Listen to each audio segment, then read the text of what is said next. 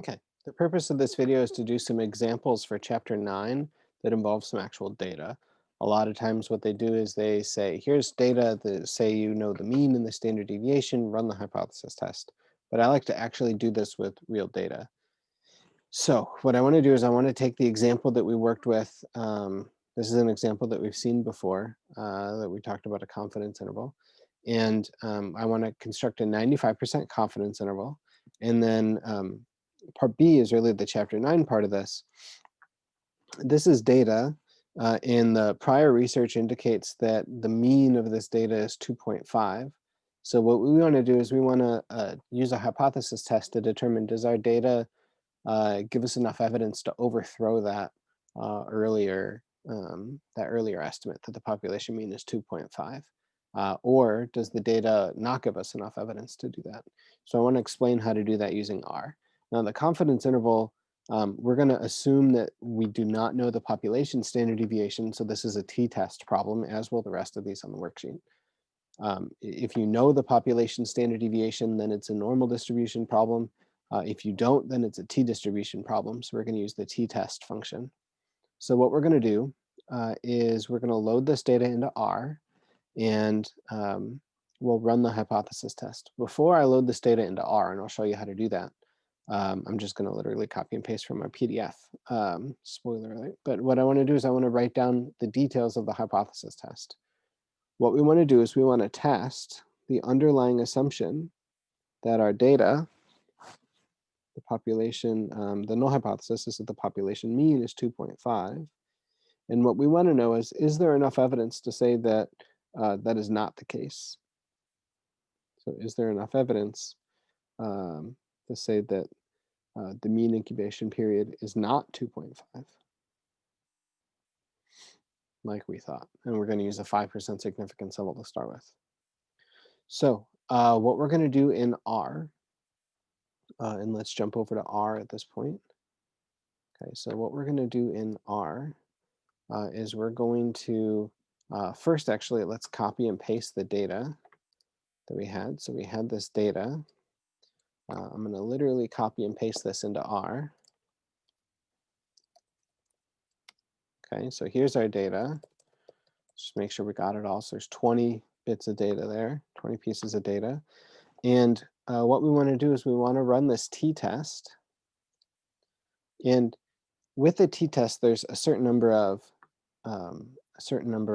features of the t-test, or what do I want to say? A certain number of characteristics that you can fill out, where this will change the actual performance of the t-test. And so just to show you what those are, if you type help.t.test, this will bring up another window that'll show you all of the arguments that you have for this t-test function. And so we can ignore most of these, or we can ignore about half of these. If you just do t.test x, you're not going to get a good result, because what it's going to do is it's going to run the t-test, but it's going to assume that your null hypothesis is that mu is 0 or mu is not equal to 0, because that's kind of the default. So instead, what we're going to do is we have to change a few values here. So I've already lost the help window. But we're going to put t-test. We have our data. Our alternative hypothesis in this case is two-sided. So two-sided is the default. You never have to enter that in. If you wanted to have a alternative being left-tailed, you would put less. If it's right-tailed, you would put greater. You can put in whatever value of mu you want. So for us, we want mu equals 2.5. And finally, paired and very equal, don't worry about. We'll talk about that in chapter 10. But the confidence level by default is 95%, which means that we're doing this with 5% significance. And so we can, again, leave that alone. We don't need to do any of that. So just typing t.test, our data, and then mu will give us our, this will give us our one sample t-test. Okay, and so this is going to help us determine, this is going to help us run the t-test here. So again, a few things. In a prior video, we talked about the 95% confidence interval. Okay, so that's going to be that 2.55 to 3.27, around, or however many decimals you want to round to is fine. This is the studentized value that you get based on the formula from chapter 9. Here's our p-value. That's going to be what we're going to use to make our decision. And then this also gives us the sample mean of our data. And so the p-value is 0.02649. And since that's less than or equal to 5, that's enough to reject the null hypothesis at the 5% significance level. Okay, so at 5%, we will reject the null hypothesis. Let's go back and let's look at our iPad at the notes here. Okay, so at the 5% significance level, we will reject the null hypothesis. Okay, so our p-value that we found, there we go. Our p-value that we found was 0.024. I already forgot it. 0.02649. So at the 5% significance, we will reject the null hypothesis. Okay, so we do feel like we have enough evidence to say the mean is not 2.5. We can be 95% confident of that. Okay, so yeah, so we can be 95% confident that our mean is actually in this interval, which is a stronger statement. But we have enough evidence to say that the mean is not going to be 2.5. Okay, if I wanted to be picky, I would be 97.351. It's 1 minus this value. That's the level of confidence that we have that the mean is not 2.5.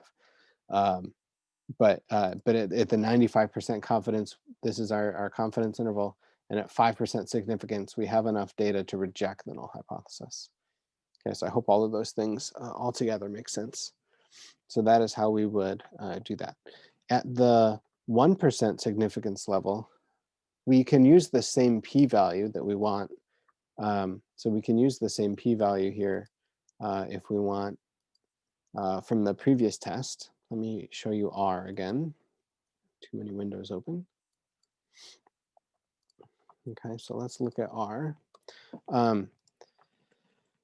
So we can use the same p-value for whether it's a 5% significance test or 1% significance test. 1 minus this value was the confidence that we have that 2.5 is not our mean, by the way. So anyway, so this is the p-value regardless of the significance.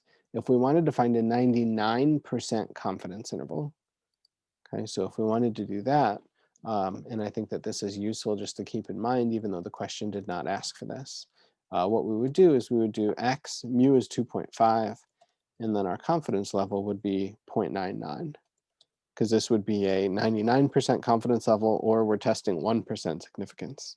This should contain 2.5 in the interval, yeah, and it does. So this goes from 2.42 to 3.39, whatever, 3.397.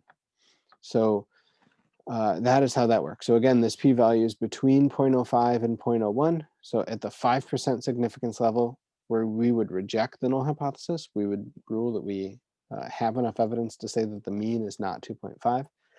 At the 1% significance level, which is this test that we just ran, we do not have enough evidence to say that the mean is not 2.5. So essentially we do nothing. We just assume that the prior research is right. Okay, and that's how this works.